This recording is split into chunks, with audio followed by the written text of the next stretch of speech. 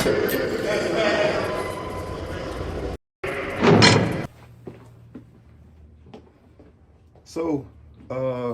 first and foremost, Sam, I'd like to say I appreciate you for coming on the show. And like I told the viewers last time, we're going to do a follow-up interview with you to see how your progress was and your transformation into society. So, if you don't mind, tell the viewers how I feel to wake up a free man in the morning time. Well, it feels good to wake up early in the morning, anytime I want to, knowing that I'm free now. It feels good. So, let me ask you this. Today is the day of your first job interview after 38 years. How does that feel? Oh, it feels good, you know. I'm a little excited, you know. Got the little old jigglebubs on me, so hopefully by the time I make it out, I'll be settled, you know, and able to just sit there, look at the people in the eyes and explain my situation and showing them how happy I am to be free. Not only just be free, but to have a job interview, knowing that I need a job. So, speaking of job interview, how many job interviews do you have lined up after this job interview? Well, I got about six of them at the time, about 6 more interviews. I'm willing to take whatever comes first, you know, instead of just waiting on something better, you know. Whatever comes first, that's a job I take. And before you was incarcerated inside the Texas Department of Criminal Justice 38 years ago, where were you employed at before the time of your crime? Well, I was working at a state school around there for disabled kids, and I worked as a maintenance worker. So, let's speak a little bit about up until the time that you were convicted, right? How was your life before then? Well, the way I can explain it to you, it was hell, you know, because I didn't care, you know. I ran the streets, did whatever I wanted to. Even though I had a job, I still ran the streets, did what I wanted to do. Came in 4 or 5 o'clock in the morning every morning and still got up and went to work at 7 in the morning. So I didn't care back then, you know. I was still young, you know. So with that being said, now let's fast forward it to 1984, the time of your conviction. What was your mindset at the time of your conviction? Well, my mindset was, well, if I go to prison, hopefully I don't get a life sentence, you know. But as the time went, by me being in the county jail, I was acting a fool up there, you know. So every time I looked around, I was fighting. I loved to fight. So I was doing everything I could think of, even though going to prison, with the mindset of, well, I'm going to get a life sentence. But unfortunately, I didn't, you know. I received 20 years. So that's what I had, 20 years. And as we saw on the last video you did, you picked up to 75 years in prison, right? Yes. For repeatedly stabbing an officer. Yes. And some of the questions that wasn't asked on your last interview, did that officer make it or did he die? No, he made it. He had go to rehabilitation, be rehabilitated, go to therapy to get his legs back up on him, be able to walk, be able to get back healthy, you know. It took him 6 months, you know, before he was able to get up and walk and come back on the unit and all that. But I tell you one thing, when he came back, he was a changed man. In other words, you saying he was a changed man, so I take that as if you saw him again. Yes, I saw him again. I saw him by, I say a year later, he came back to administrative certification that spoke with me, you know. And we didn't really see eye to eye, because how could I sit up there and look at the man in the eye, the same man that I done repeatedly stabbed? So I was cussing him out, telling him to get out in front of my cell and all that, and I wish I would have killed him. So as time went by, we got a chance, he got a chance to see a couple of people that I knew, and went through them to send words to me to let him know that he didn't hold no type of hard feeling or no type of grudges against me, but that changed his life. And by changing his life, he became a better human being to the inmates, you know, treated us like we was human beings instead of jumping on us, assaulting us, and talking crazy, you know. He was a better human being. So the time of the stabbing, did anybody tell you to stop, or you took it up on yourself to stop? No, the only reason I stopped because they stormed the day room with tear gas, about 50 logs. So as the officers were storming the day room, I just ran upstairs to 2-row and held the stairs hostage, you know. Me and about 3, 4 of my homeboys, we held the stairs hostage so they couldn't get up there. So speaking of holding the stairs hostage, if you don't mind explaining to the viewers exactly what do you mean by holding the stairs hostage? Well, we was up, when all the officers stormed the day room, we ran up the stairs, and we was in like a 3 to 4 man formation, which was, we closed the stairs down to where nobody couldn't pass. So they was on 1 row looking up down us, and we was up on 2 rows looking down at them, and we all had knives. So we didn't allow nobody up the stairs. So at the particular time when the stairs was held hostage, did any of those officers get stabbed, or y'all were just holding it hostage? No, they didn't come up there till we went in the cell. When we went in the cell, we all went to one particular cell, which was my homeboy. So all 4 of us went up in there. We put toilet paper all over the lights to darken the cell up so where they couldn't see up in there. So as the time went, they kept coming up there trying to get us to strip out, to give us our weapons, but we refused. So over the time, one officer came through that should have been there earlier because that's who I wanted to stab, but they didn't allow him to come back. So when he came up to the cell, I tried to stab him. You got to understand, this is in 93, so they didn't have screens on the doors on Micah's unit. If you ever been there, they don't have screens. So when the officer walked up to my door, I tried to stab him. So he jumped back and told the other officer, well, he still got a shank in here. He still got a shank. So at that time, they were talking about shooting tear gas, which I didn't care anyway. I told them to shoot the tear gas because I'm not coming out. So speaking of tear gas, were there any tear gas shot that particular day? No, it wasn't none shot because we all scattered. We all scattered, allowed them to come get the officers up out of there, which I had threw another officer up in the shower. I thought I stabbed him 4 times and broke his jaw. I threw him in the shower, so at the time, they didn't know he was in there. And to this day, I still don't know how they figured out he was in there, but as we stood at the door, we seen him escort the other officer up out of there, too, on a stretcher. So back then, how did you all come to form this group to, should I say, to defend yourself against the officers? Did this group have a specific name? Yeah, back then, you know, it was in the early 80s, you know, everybody, you know, like I said before, it was real racist, you know, not only the inmates, but the officers too. And you got to understand, the Mexican inmates, the white inmates, they had the administration behind them. We was all left, the blacks, we was all left to fend for ourselves. So at this time, you know, a lot of brothers that stuck together, we stood out, you know. We ain't going for it. So as the time went, we all band together. So we all came up under a banner which we call today Mandingo Warriors. And at that time, we had the self-defense family back then too. They were self-defense family. We all consolidated together. And as the time went, we all came to be a force, you know. And in this particular group, better known as the Mandingo Warriors, what were the number of men that joined this group?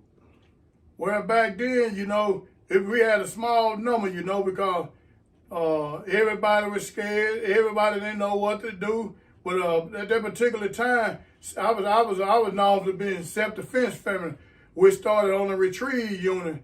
So back then, you know, majority, I say 70% of retrieve unit in the 80s was self-defense family. And on Ramsey unit, you had the Mandingo Warrior, which is where they started at. And we all became good friends, you know, and we consolidated together. So, if you don't mind, explain to the viewers what is the meaning of the Mandingo Warrior. Well, Mandingo Warrior is a group that we became known as taking care of our business, you know, which we were looking out for each other. We was our brother keeper, you know. We band together as brothers, you know, to look out for each other, hold each other accountable, to hold each other back, you know. We took care of each other. We fed each other. We looked out for each other. Whatever a brother needed, we was able to provide for him. So as the time went, we was known to stick together, you know. Were you all just known for sticking together, or how should I say this, self-defense against the officers that was jumping on the brothers at that particular time when you was in prison?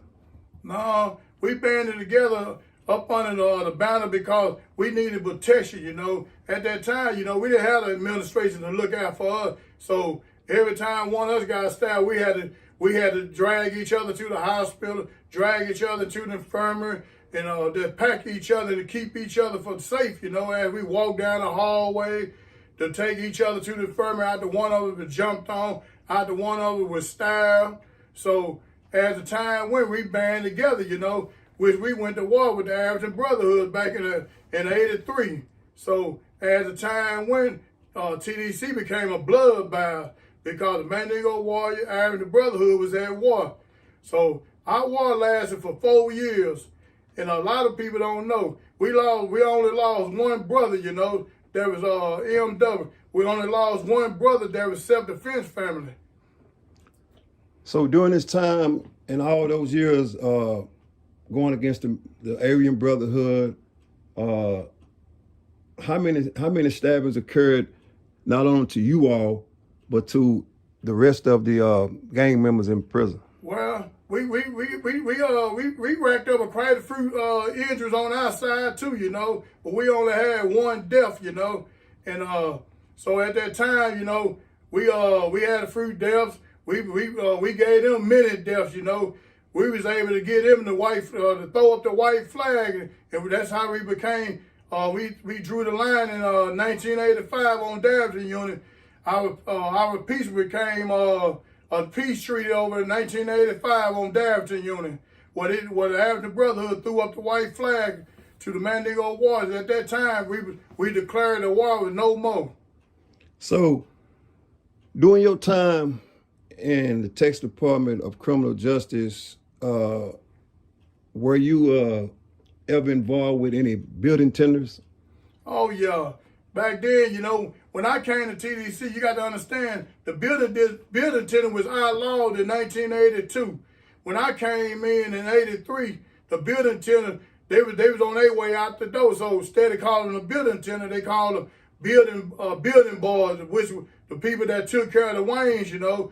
If you was out of line, they jumped on you. They cleaned up. They jumped on you. They jumped on everybody, you know. It didn't matter how tough you was back then. All the building tender was known to stick together. But you got to understand, back then, all the building tender was like 6'4", 6'5". They were the biggest dudes on the unit. And they packed buck knives. They packed billy clubs, everything. So if you don't mind saying, would you tell the viewers what is a building tender? Well, a building tender is like everything you see today, what the law was doing back then, the inmates done it. The inmates passed out the mail. The inmates gave us channel checks. The inmates had host walls, everything. Everything the officers doing today, the building tender done. They opened and closed the doors.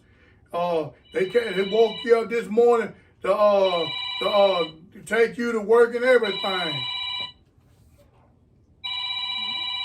Somebody get that. You can get it. I don't know who the hell it is. Oh, that's my girl. I'll talk to her later. So let me ask you this. So, as I can recall, you said the building tenders were in charge of the unit. Yes. So in other words, they had all the power on the unit. They had all the power. So as an inmate, how did you all defend yourself against the building tender? It's just like when we all band together against the racist officers, the racist inmates, at that time we all banded together against the building tender as well. So they already know who they can jump on, who they couldn't jump on. But as the time went, they still tried it. They still jumped on a few of us, you know. but it was always retaliation, you know. It was always repercussion, and they knew this. So as the time went, they stopped messing with us. But you got to understand, back then, the building attendant was raping people, killing people, and everything they did, they got away with it. And I mean everything. So were there many assaults as far as sexual assaults on inmates back then? Oh yeah, always, every night you heard somebody holler. You got to understand, when I came to prison, you can walk in the major office and tell the major boy, I want him in my cell. I got a bag of coffee, because back then, a meal didn't cost nothing but a bag of coffee. So I walk in and see the change bus, which was back then going to the major office. I walk right up in there and give the bus, the building boy, a bag of coffee and tell him to move him in my cell. It didn't matter what color he was. Back then, a white dude and a Mexican dude didn't have no say-so. This is what y'all got to understand. Back in the 80s, the Mexicans and the whites didn't have no say-so. So, let me ask you this. So, now that it's 38 years later, how do you put all that behind you? Well, I put it behind me now because as the time went, the prison went, you know. What I mean by that, it's not the same no more. You don't see killings no more. You don't too much see no stabbings no more. You probably get one stabbing out of a year these days. You're not dealing with the same format. You're not dealing with the same inmates. The inmates coming in the TDC these days, their mindset is not on killing. Their mindset is not on stand-up type of dudes. You know, we dealing with a weaker type of dudes now. You're not dealing with no, what can you say? How you say it? I don't know how you can describe these dudes these days, but prison is not the same no more. Anybody can make it now. So, as time went on in prison, when did you actually realize that prison has changed for the worse or the better? Well, I realized prison had changed when I had started seeing dudes still getting raped and he didn't do nothing about it. When I started seeing dudes getting jumped on was a part of other groups and they didn't do nothing about it. That's when I understood the prison wasn't the same no more. We wasn't dealing with the same breathing inmates no more. So in other words, it went from stabbings to mostly just fights. Yeah, just fights. That's all you see these days. Every now and then you'll see a stabbing. Every now and then you'll see an accidentally killing. But it ain't all it is now is fights. And for the officers, on your way out, how did the officers conduct themselves on your way out? Were they still jumping on inmates? No, you don't see that no more either, you know, because, you know, they got prayer education. They got prayer down there now. They got all type of groups down there now that fight against brutality in front of officers, you know. You can't just go jump on the inmate no more because now you can jump on the inmate now and all you got to do is get on the telephone, call your family and tell them such and such just jumped on me and they call down and that officer going to automatically get terminated. So, as I bring this live and exclusive interview from the home of Mr. Slam Slaughter, a man that did 38 years in the Texas Department of Criminal Justice and was a part of violence on a daily basis. Sam, I'll give you the privilege to close this show out on a positive note as you go to this job interview today, and I'll let you address the viewers. Well, viewers, as I say, I'm glad to be home now, and I got an interview to go to. So y'all wish me luck and give me a thumbs up and pray for me to get this job and I continue good health and I don't know, just continue good luck, you know.